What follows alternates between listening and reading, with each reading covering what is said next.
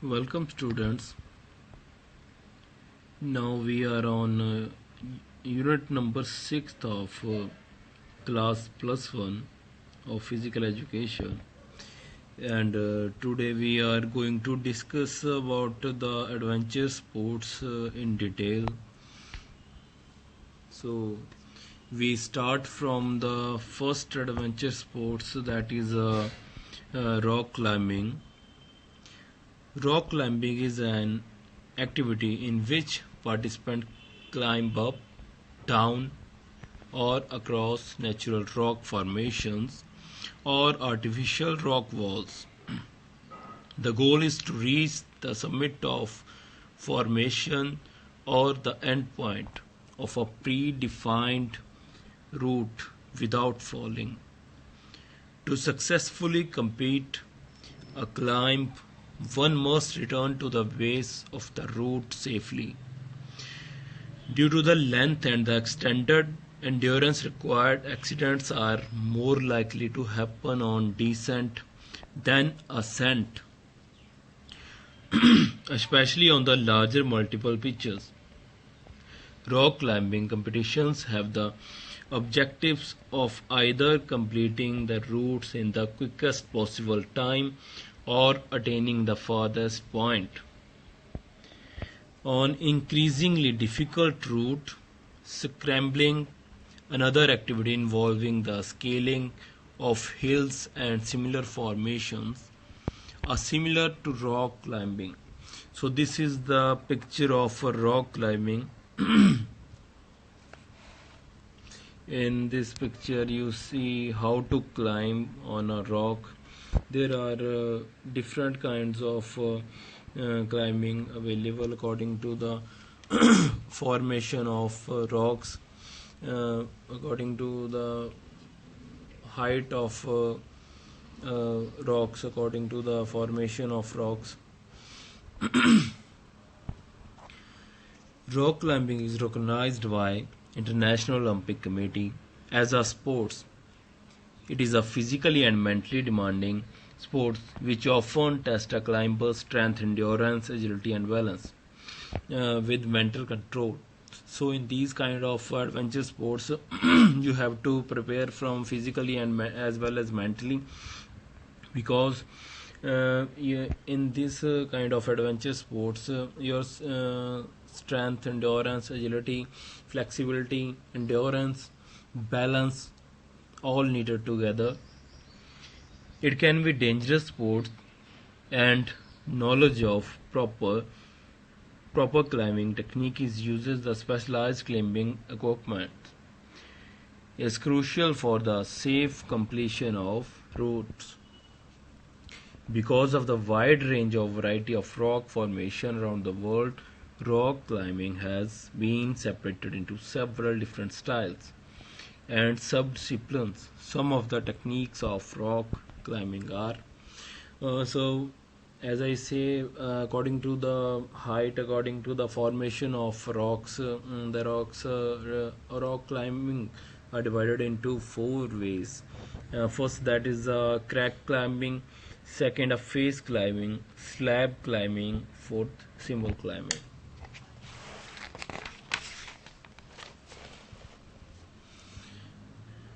Move on to the second adventure sports, that is trekking. As you see in this picture, this is a picture of trekking adventure sports. What is the procedure? Trekking is an adventure sport. It is not an easy task to do trekking. It needs a lot of courage, confidence, and strong physique. A trek is a long journey on foot, especially in mountains and forest. For pleasure of sports, trekking is a part of adventure travel and expedition. The duration of trekking can be less as a day, can be long as over a month. So duration of this adventure sports is a start from 1 day to long over than a month. It depends upon the particular reason, personal interest and physical fitness of participant. Trekking helps in building confidence and improve cardiovascular system.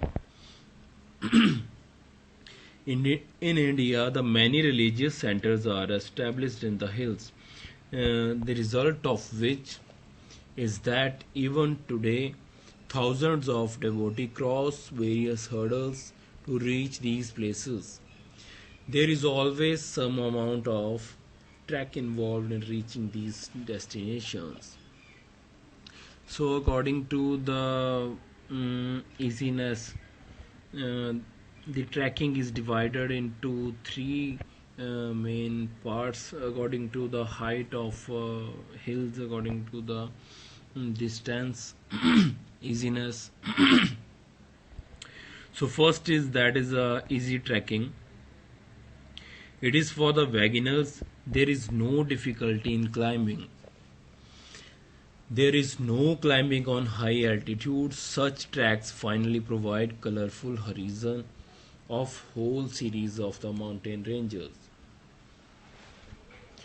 Second, that is a moderate trekking. These treks are somewhat difficult and challenging.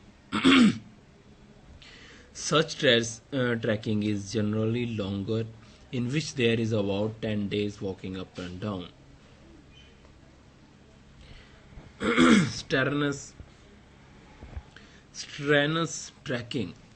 This type of trekking needs a lot of physical effort, energy, and determination.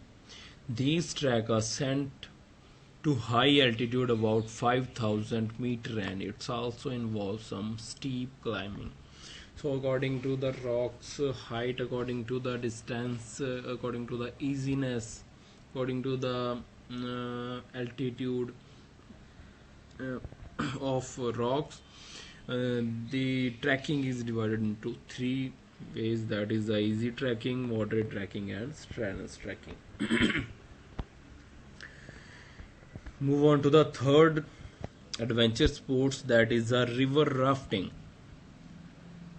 The modern raft is an inflatable boat consisting of very durable multi-layered rubberized or vinyl fabrics with several independent air chambers. Rafts come in a few different forms. The most common is the symmetrical raft, steering with a paddle at the stem. Rafting or white water rafting is the challenging recreational outdoor activity of using an inflatable raft to navigate a river or other water bodies. This is often done on white water or different degrees of rough water. In order to thrill and excite the raft passenger, the development of this activity, a layer sports, has become popular since mid 1970s, evolving from individual paddling 10 feet 3.0 meter raft with double bladed paddles to multi-person raft propelled by single bladed paddles and steered by a tour guide at the stem. It is considered an extreme sport and can be fatal. So this is the picture of river rafting. Mainly this sports is not an individual task, this is a team task. There are techniques of different techniques of rafting. First is a punching. Raft carry great momentum, and on river hydraulics that are dosed by canoes and kayaks are often punched by raft. This involves the rafting crew paddling the raft to give it enough speed to push through the hydraulic without getting stopped. That is a punching. Move on to the high sliding. It is a raft. If a raft is caught in a hydraulic, it will often quickly go sideways. In order to stop the rafting flipping on its inside edge. The rafters can climb to the side of a raft farthest downstream, which will also be the side of the raft highest in the air, leading to its name. In this position, the rafters may be able to use draw stroke to pull the raft out of the head. Second, that is first technique, that is a punching. Second technique, that is a capsizing. In capsizing, there are three kinds of techniques: dump, tuck, taco, downstream flip. These are the techniques using according to the condition of raft. Dump truck. Raft are inherently stable craft because of the size and the low center of mass, and often they will shed gear and the passengers before they actually capsize. In the industry, if a raft dumps all of its passenger but remains upright, it is said to have dumped trucked. Taco. If a raft is soft and underinflated, it may taco or reverse taco. Raft are said to have tacoed if the middle of the raft buckle and the front of the raft touches and nearly touches the back of the raft.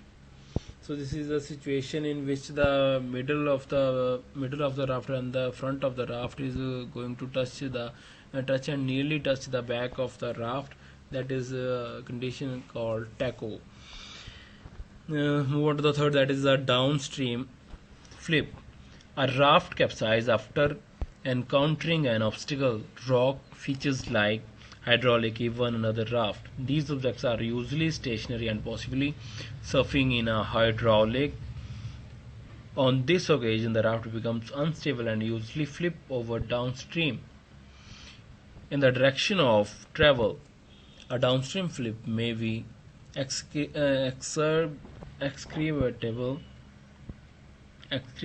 by the load and the people in the raft. People may physically assist in the inertia of flip by pulling the boat over on the top of themselves.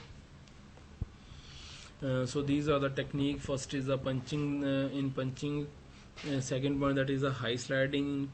Second point, that is a capsizing. In capsizing, there are three conditions. First is a dump truck, second is a taco, and third is a downstream flip. Move on to the third, that is a rewriting flip line. The flip line technique is the mostly used in the commercial rafting where flips are common. The guide will take a loop of webbing that has a binder on it and attach it to the perimeter line of the raft. Standing on the top of the upside down raft, they will hold the line and lean to the opposite side from where the flip line is attached and rewriting the raft.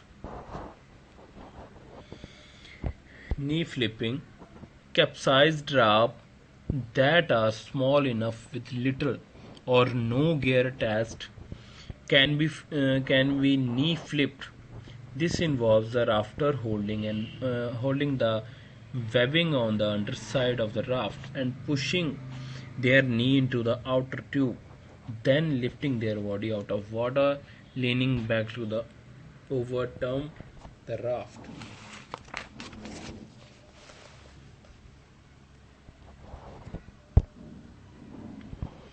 Safety in water rafting. Whitewater rafting can be dangerous sport, especially if basic safety precautions are not observed. Depending on the area, safety regulations covering raft operators may exist in legislation. These range from certification of outfitters, raft and raft leaders, to more stringent regulation about equipment and procedures. It is generally advisable to discuss safety measures with a rafting operator before signing on for a trip.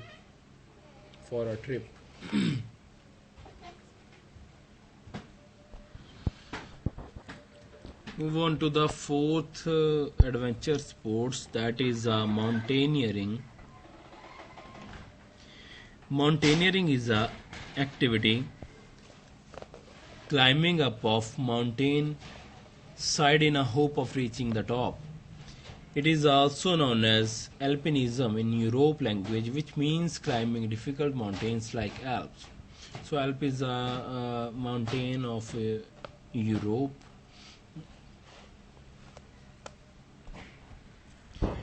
It has now become a sports hobby or profession. Mountaineering began as attempt to reach the highest point of climbed and unclimbed big mountain. Mountaineering involves many activities like snow or ice rock climbing, snow camping, backpacking, etc. Mountaineering requires a lot of experiences, athletic ability, high altitude training, technical knowledge of maintaining safely. It also requires special tools and equipment like snow climbing shoes, snow cutter, ice, axe, nails, climbing rope, clippers, bolt, pin, safety belt, climbing helmet, snow gloves, and packed food, etc. As you see in this picture, this is a picture of mountaineering sport, adventure sports. About the various techniques of mountaineering, technique used in snow, that is a compacted snow condition, allow mountaineers to progress on foot. Frequently crampons are required to travel efficiently over snow and ice. Crampons have 8 to 14 spikes and are attached to a mountaineer boot. They are used to hard snow and ice to provide additional traction. Using various techniques from alpine skiing and mountaineering to ascend and descend a mountain is a form of the sports by itself, called sky mountaineering. Ascending and descending a snow slope safely requires the use of ice axe and many different footwork techniques that have been developed over the past century. So these are the various techniques used in mountaineering according to the condition of mountains in snow. This technique is used. Mountaineers have to progress on the foot. In glaciers, when traveling over glaciers, the crevasses pose a grave danger. These giant cracks in the ice are not always visible, as snow can be blown and freeze over the top to make a snow bridge. At times, snow bridges can be as thin as a few inches. Climbers use a system of rope to protect themselves from such hazards. Basic gear for glacier travels includes crampons and ice axes. Teams of 2 to 5 climbers tie into a rope equally spaced.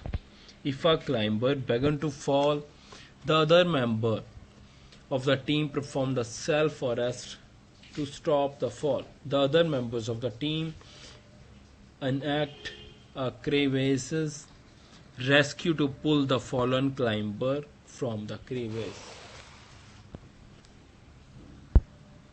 Move on to the third type, that is the ice climbing. Multiple methods are used to safely travel over ice.